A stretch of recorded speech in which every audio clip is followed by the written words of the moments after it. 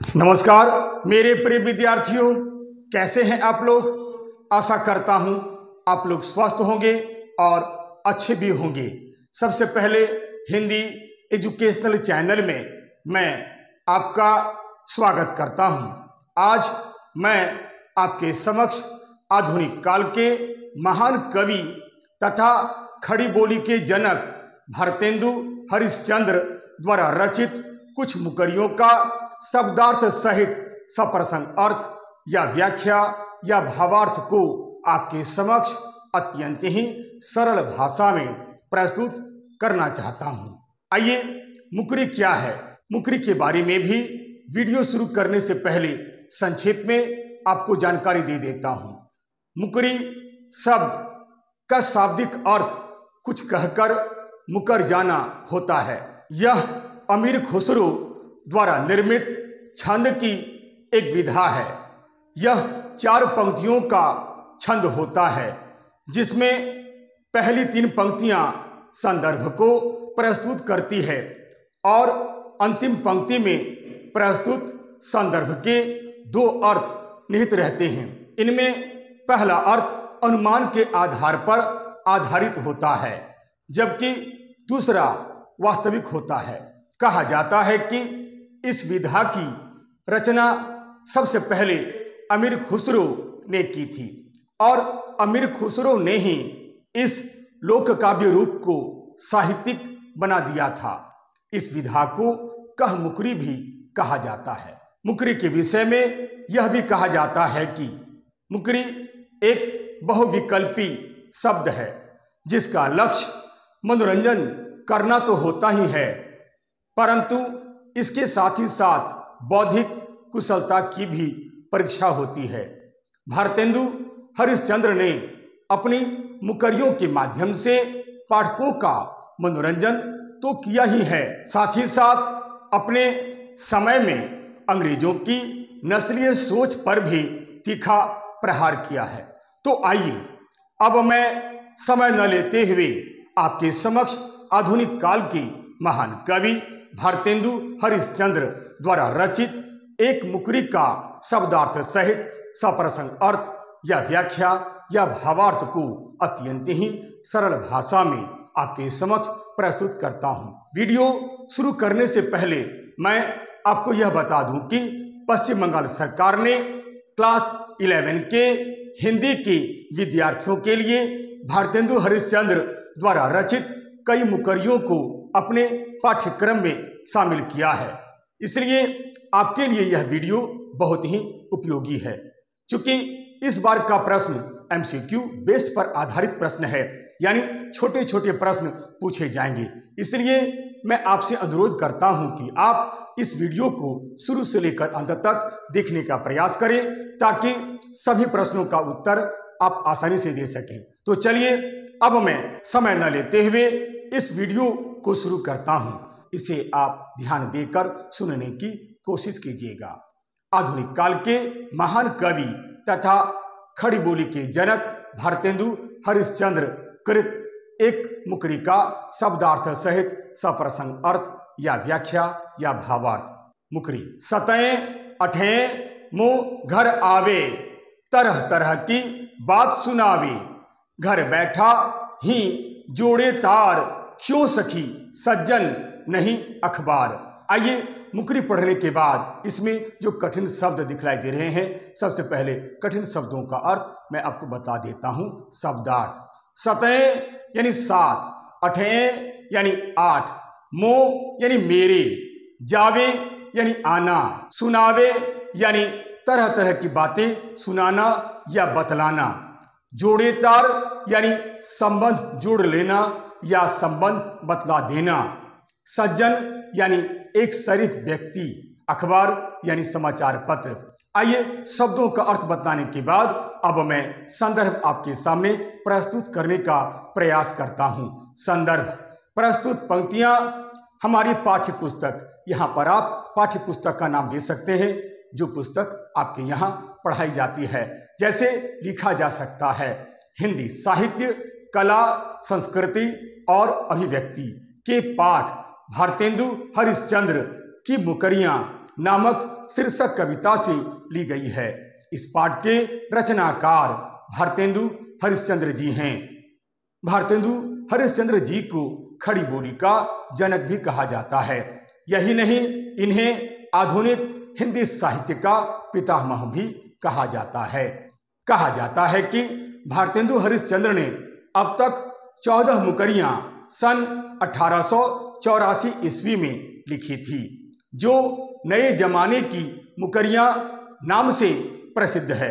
ये मुकरियां निबोधिता या नवोदिता हरिश्चंद्र चंद्रिका नामक पत्रिका में खंड 11 संख्या 1 में सन 1884 ईस्वी में प्रकाशित हुई थी। ये मुकरियां दरअसल समसामयिक विषयों पर आधारित मुकरियां हैं। कहने का अर्थ यह है कि भारतेंदु हरिश्चंद्र ने इन मुकरियों का निर्माण उस समय किया था जब हमारे देश की परिस्थितियां बहुत बिगड़ गई थी। उसी को ध्यान में रखकर भारतेंदु हरिश्चंद्र ने ये मुकरियां लिखी थी। यही नहीं, ये मुकरियां लोक जीवन में भी बहुत प्रचलित थी।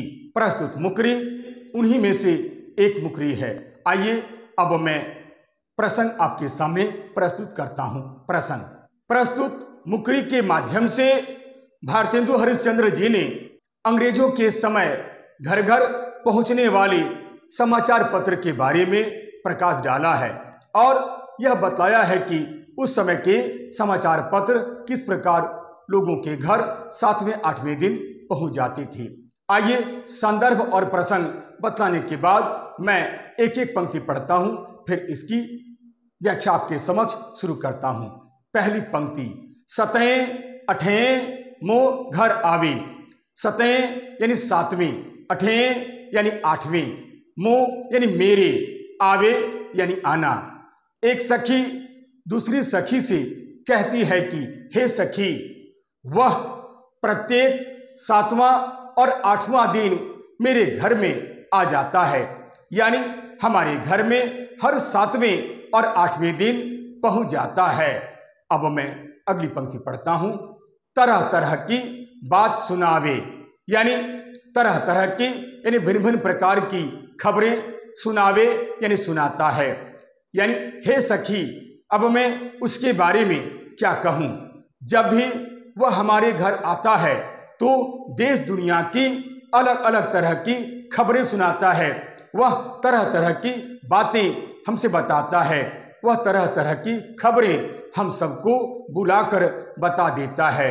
कहाँ क्या हो रहा है, कहाँ किस प्रकार की घटनाएं घट रही है, इस प्रकार हमें घर बैठे ही सब कुछ पता चल जाता है। हमें हर विषय की जानकारी घर बैठे ही मिल जाती है। अब मैं अगली पंक्ति पढ़ता हूं।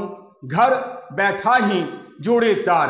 घर बैठा ही यानी घर में बैठते ही, जोड़े तार यानी एक प्रकार से संबंध जोड़ लेता है।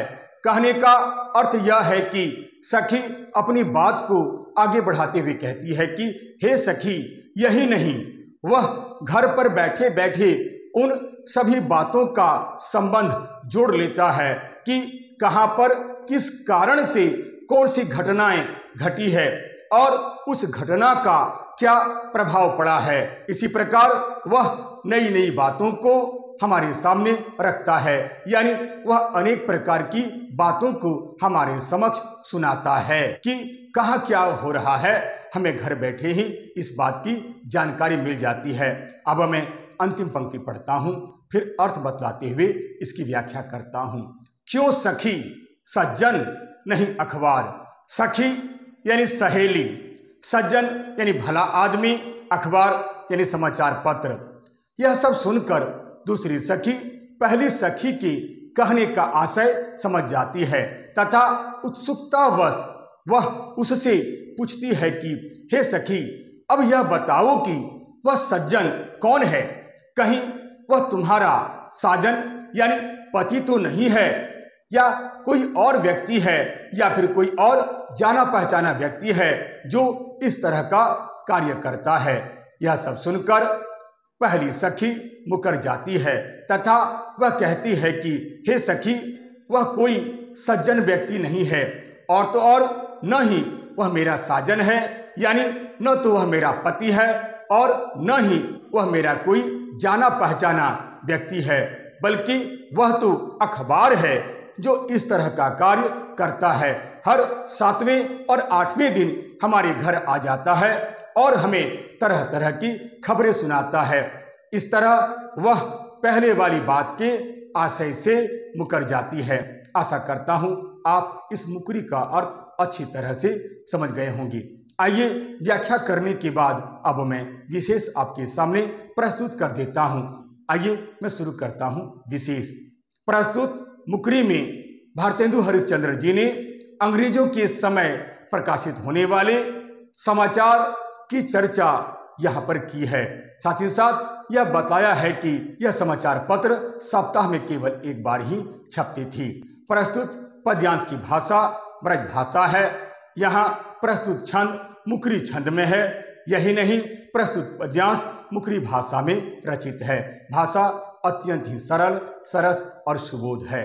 आशा करता हूँ आप इस मुकरी का अर्थ अच्छी तरह से समझ गए होंगे। यदि आपको यह वीडियो अच्छा लगता है, उपयोगी लगता है, सार गर्भित लगता है तथा समझने योग्य लगता है तो आप इसे लाइक करें, शेयर करें और तो और सब्सक्राइब करना बिल्कुल नहीं भूलें। तब तक के लिए नमस्कार, धन्यवाद।